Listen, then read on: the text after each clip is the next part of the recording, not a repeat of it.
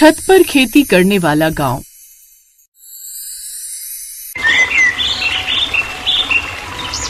उत्तर प्रदेश का एक छोटा सा गांव था बेलापुर, जहां हर तरफ हरियाली ही हरियाली दिखाई देती थी। उस गांव की मिट्टी इतनी उपजाऊ थी कि वहां की फसलें दूर दूर तक मशहूर थीं। सुबह होते ही खेतों में किसान हल चलाते और कुछ दिन बाद ही हरे भरे खेतों में सब्जियों की खुशबू फैल जाती। टमाटर, भिंडी, बैंगन, मिर्च, लौकी, हर तरह की सब्जी यहाँ खूब होती थी।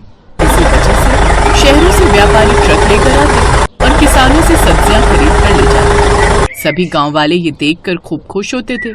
ऐसे ही एक रोज, अरे भाई, इस बार तो हमारी भिंडी की फसल भी खूब हुई है, अच्छी कमाई होगी हमारी। हाँ भाई, शहर वाले व्यापारी तो कल ही बोले थे कि बेलापुर की सब्जियों का कोई जवाब नहीं। हाँ, वो तो होगा ही। आखिर हम लोग इतनी मेहनत भी करते हैं और ऊपर वाले की कृपा से हमारे यहाँ के खेतों की खेती भी कितनी लाजवाब है। तभी उनकी पत्नियां उन्हें आवाज देते हुए कहती हैं, अजी खाना बनकर तैयार है, आपकी गप्पे खत्म हो गई हो तो घर आकर खाना खा लीजिए। हाँ हाँ, आया सरोज। ऐसे ही एक एक कर बाकी की पत्नियां भी आवाज देने लगी। फिर सभी किसान खुशी खुशी अपने घर चले गए। लेकिन किस्मत को शायद कुछ और ही मंजूर था। कुछ ही दिनों बाद अचानक जैसे एक अजीब बीमारी उन फसलों में फैल गई। एक सुबह जब मनोहर अपने खेतों में गया तो वहाँ का नजारा देख हैरान ही रह गया। अरे ये क्या हो गया? मेरी सारी भिंडी की फसल सूख गई। हे भगवान, मैं तो बर्बाद हो गया, कुछ नहीं बचा अब मेरा। हे भगवान, ये क्या? मेरे टमाटर के पौधे भी काले पड़ गए। जाने किसकी नजर लग गई हमारे खेतों को। अब क्या होगा? अब कुछ ही दिनों में पूरे गांव के खेत खराब हो गए। अब हम क्या करेंगे? खेत ही खराब हो गए तो घर कैसे चलेगा? व्यापारी भी अब नहीं आएंगे, सब्जी ही नहीं है बेचने को। अब हम खुद क्या खाएंगे और अपने परिवार को क्या ही खिलाएंगे? अब गांव के हर घर में यही चिंता थी, क्योंकि उस गांव में हर इंसान बस खेती करना ही जानता था, क्योंकि सबके पूर्वज यही काम करते थे। इसके अलावा वो और कुछ काम करते ही नहीं थे। मेरी तो कुछ समझ में नहीं आ रहा सरोज, अब क्या होगा? एक तो सारी फसल खराब हो गई है और ऊपर से कुछ समय बाद बेटी की शादी भी रख दी है। ऐसे तो काफी मुश्किल हो जाएगी। आप फिक्र मत कीजिए जी, ऊपर वाला हमें जरूर कोई रास्ता दिखाएगा। पापा, आप परेशान मत होइए, आप मेरी शादी मंदिर में ही करवा दीजिएगा। बेकार में आपको खर्चा करने की कोई जरूरत नहीं है। ये तो कैसी बातें करती है बिटिया, तू हमारी इकलौती बिटिया है, तो हम तेरी शादी ऐसे कैसे होने देंगे? ऊपर से लड़के वालों ने हमसे दहेज की मांग नहीं की, ये उनकी खूबी है। लेकिन बारातियों का स्वागत ही तो अच्छे से करने के लिए कहा है। अगर हम वो भी नहीं कर पाए तो क्या ही इज्जत रह जाएगी हमारी। जहाँ मनोहर परेशान था, ऐसे ही घर के बाकी लोग भी चिंता में थे। उन सबको कुछ समझ नहीं आ रहा था। उसी गांव में एक किसान था बंसीराम, जो कि आलू की खेती करता था। उसके यहाँ का भी यही हाल था, लेकिन उसे एक सुकून था कि कम से कम उसका बेटा शिवम शहर में रहकर नौकरी करता था, जो कुछ पैसे उन्हें हर महीने भेज दिया करता था। शिवम के साथ ही शहर में एक लड़की उसकी कंपनी में काम करती थी, जिसका नाम था नेहा। वो दोनों एक दूसरे को प्यार करते थे और शिवम उससे शादी कर अपने गांव ले आया। नेहा शहर में पली बढ़ी थी और पढ़ी लिखी भी थी। गांव के लोग शहरी बहू को देखकर बातें बनाने लगे, क्योंकि अभी तक उस गांव में कोई शहरी बहू नहीं आई थी।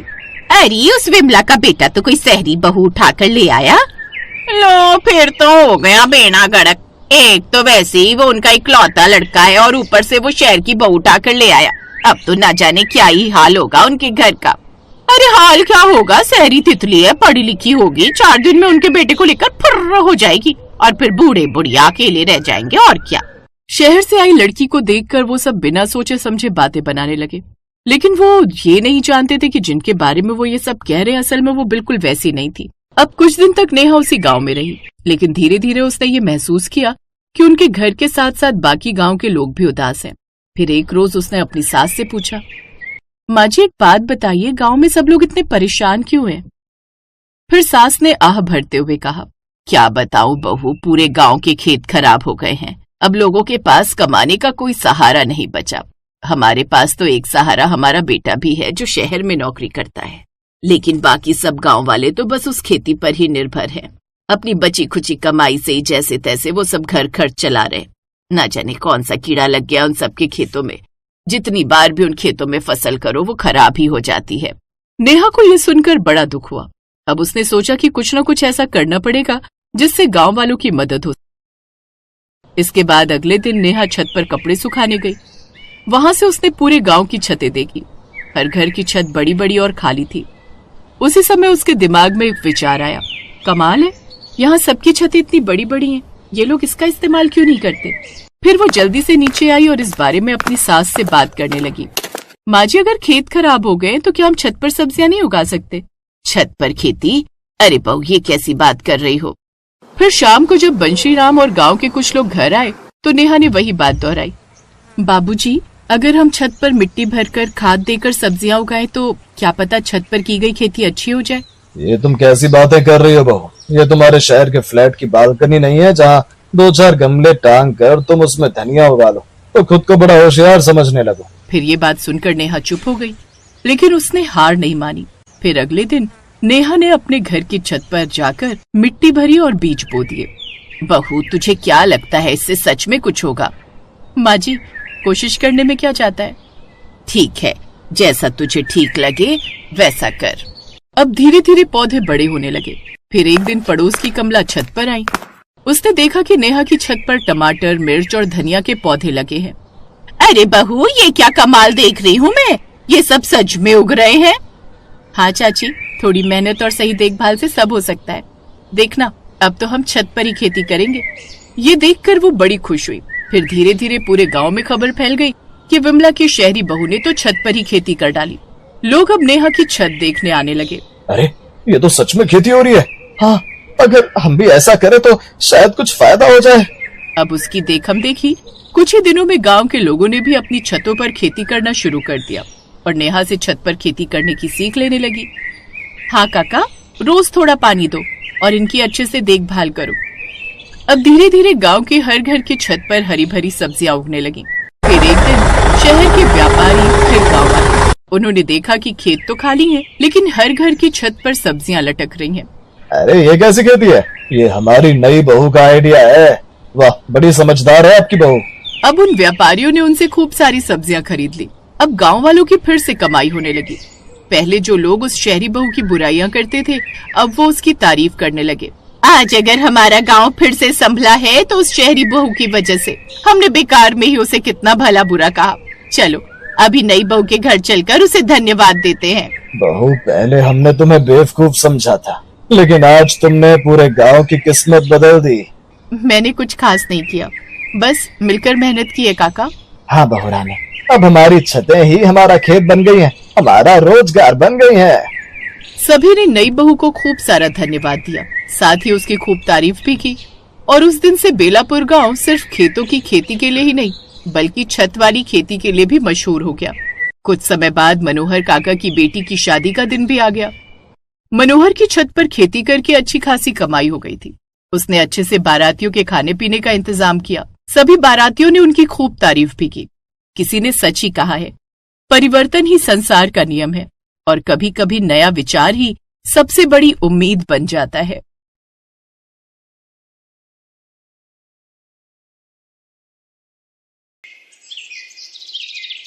पार्वती अपनी नई बहू सोनम के इंतजार में हाथों में थाली लिए खड़ी थी।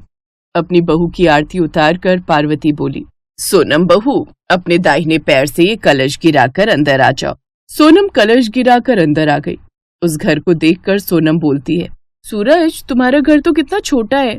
अरे ये क्या, आते ही अपने पति का नाम लेने लगी। हमारे यहाँ पति का नाम नहीं लेते।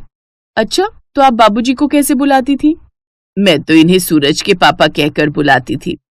लेकिन माँ जी, मुझे तो इन्हें बंटी के पापा कहकर बुलाने में शर्म आती है।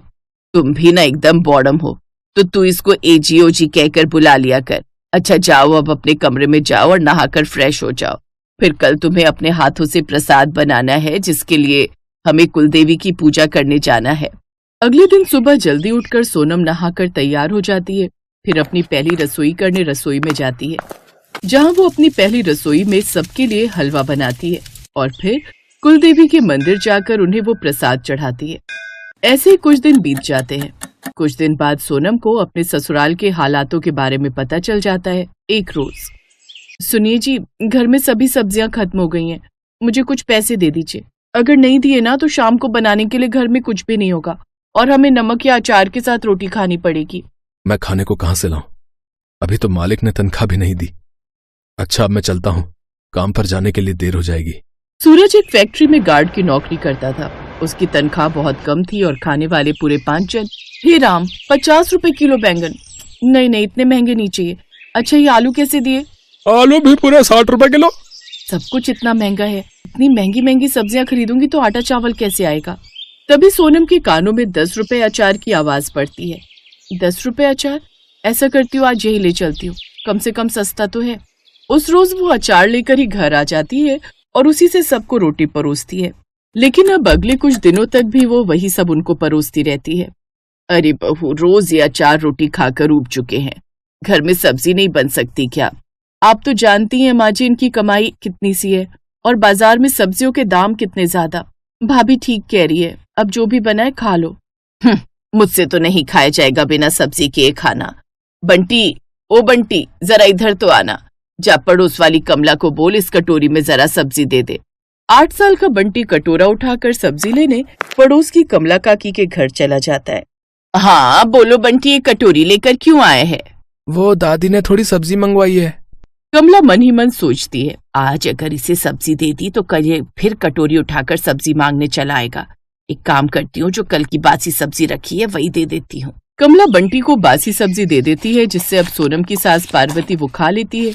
शाम को वो बाजार जाकर 10 रुपए की थोड़ी सी सब्जी ले आती है, लेकिन उसमें सिर्फ आधी कटोरी सब्जी बन पाती, जिसमें केवल उसकी सास के लिए हो पाती। फिर एक रोज रोज जो सब्जियां बाजार से लाना तो हो नहीं पाएगा। मेरा मायका गांव में है, वहां पर खेत होने से कितना लाभ होता है। कम से कम हम अपने खेत में या आंगन में क्यारी लगाकर उसमें सब्जियां तो उगा सकते थे, लेकिन यहाँ तो इतनी भी जगह नहीं है कि हम ये कर सकें। शहरों में तो छोटी छोटी गलियां होती हैं जहाँ सब्जियां भी नहीं उगा सकते। खैर, अब कर भी क्या सकते हैं। इसके बाद सोनम घर के कामकाज में जुट जाती है, लेकिन अभी भी उसके दिमाग में यही सब चल रहा था। फिर शाम को छत पर से कपड़े उठाने गई, तभी अपनी लंबी चौड़ी खाली छत देखकर वो सोचने लगी, मैं भी कितनी बुद्धू हूँ, मेरे पास इतनी लंबी चौड़ी छत है, क्यों ना मैं इसी में सब्जियां उगाऊं। हाँ, थोड़ी मेहनत लगेगी। अब सोनम के मन में उत्साह आने लगता है। वो उसी दिन से छत पर मिट्टी डालकर उसमें खाद डालकर सब्जियां उगाने का काम करती है और उनकी देखभाल में कोई कमी नहीं आने देती। कुछ ही दिन में सब्जियां अच्छे से उगकर तैयार हो जाती हैं। ये देख सोनम बड़ी खुश होती है। माँ, सब्जी तो बहुत अच्छी बनी है, खट्टी मीठी। बिल्कुल ठीक कहा, सच में इसका स्वाद बड़ा अच्छा है। अरे, अपनी खेती की सब्जियों की बात ही अलग है। ये तो हमारी बहू की मेहनत है जो उसने शहर में छत पर भी इतनी अच्छी सब्जियों की खेती कर ली। बहू, तू तो मुझे एक कटोरी और दे दे, मुझे तो बड़ा ही मजा आ रहा है। ऐसा लग रहा है अपने गांव की खेतों की सब्जियां खा रहे हैं। नहीं तो गांव से शहर की मंडी तक आते आते सब्जियां आधी तो वैसे ही बासी हो जाती हैं, जिसमें कोई स्वाद ही नहीं होता, ऊपर से इतनी महंगी। अब तो हम रोज ही ताजी ताजी सब्जी खाएंगे और इसके दाम भी नहीं देने पड़ेंगे। सोनम को भी अब छत पर बने उस खेत से प्यार हो गया। अब वो खाली समय मिलते ही उसकी देखभाल में लग जाती। फिर एक रोज, तुम सच में बड़ी मेहनती हो सोनम, आज तुम्हारे कारण हमारी सब्जियों के पैसे बच जाते हैं और हमें इतनी ताजी सब्जी भी खाने को मिल जाती है। तभी वहाँ कमला भी आ जाती है। बहू, आज मेरे घर में सब्जी खत्म हो गई और बाजार अब इतनी धूप में कौन जाए। तू अभी के लिए अपने छत वाले खेत से मुझे कोई सब्जी तोड़ कर दे दे, जैसी तूने उस दिन दी थी ना मुझे बासी सब्जी। ऐसे ही बहू कोई सड़ी गली सब्जी है तो वो इस मुई कमला को लेकर आ। सत्यानाश जय तेरा, उस रोज उल्टियां कर करके मेरा बुरा हाल हो गया था। अब मुझे माफ भी कर दो पार्वती, हो गई गलती मुझसे। अच्छा कोई बात नहीं काकी, आप बैठिए, मैं आपके लिए छत से बैंगन लेकर आती हूँ। सोनम छत से बैंगन तोड़कर उसे लाकर दे देती है और वो अगले दिन फिर सोनम के घर आ जाती है। सोनम बहू, इतनी अच्छी सब्जी तो मैंने शहर में खाई ही नहीं, कितनी ताजी और स्वादिष्ट। ऐसा कर, तू मुझे आज कोई और सब्जी भी लाकर दे दे, तू चाहे तो बदले में पैसे ले ले। नहीं नहीं काकी, उसकी कोई जरूरत नहीं है, मैं अभी लाती हूँ। सोनम छत से सब्जियां तोड़कर उसको लाकर देती है, जिसके बदले कमला काकी उसे पैसे देती है। रख ले बहू, ये तेरी मेहनत के हैं, और हम बाजार से जाकर सब्जियां लाते हैं तो वहां भी तो पैसे देते हैं ना। अरे मैं तो कहती हूँ कि तू ऐसी सब्जियां बाजार में बेचे ना तो तू अच्छी कमाई कर सकती है। पहली बार उन सब्जियों के दाम पाकर सोनम बड़ी खुश होती है और अब वो खुद का काम शुरू करने की सोचती है। वो अपने घर के बाहर ही ताजी सब्जियों का बोर्ड लगा देती है। अब जिसे भी वो ताजी सब्जियां चाहिए होती वो उसके घर आकर उसकी छत से सब्जियां खरीद कर ले जाते। सोनम बहन, मुझे 2 किलो बैंगन, 2 किलो सीताफल और 1 किलो भिंडी घिया दे दो। जी अच्छी बात है, अभी बांध देती हूँ। सोनम, तेरे कारण हमें भी कम दाम में अच्छी सब्जियां खाने को मिल जाती हैं। ये ले तेरे 300 रुपए। अब उनकी आर्थिक स्थिति काफी सुधरने लगी, क्योंकि अब मुफ्त की सब्जियां खाने के साथ साथ उन सब्जियों से कमाई भी होने लगी। और अब घर खर्च तो सोनम की सब्जियां बेचकर ही चल पड़ता और सूरज की तनख्वाह सूखी बच जाती। और अब वो खुशी खुशी से रहने लगे। Best buddies. Hello friends, Thanks for watching this video. अगर आपको ये वीडियो पसंद आया है तो प्लीज लाइक, सब्सक्राइब, कमेंट्स करें इस वीडियो पर। और हाँ, शेयर करना भी ना भूलें। और भी मजेदार वीडियो देखने के लिए नीचे दिए गए बेल आइकॉन को दबाएं। देखते रहिए बेस्ट बडीज।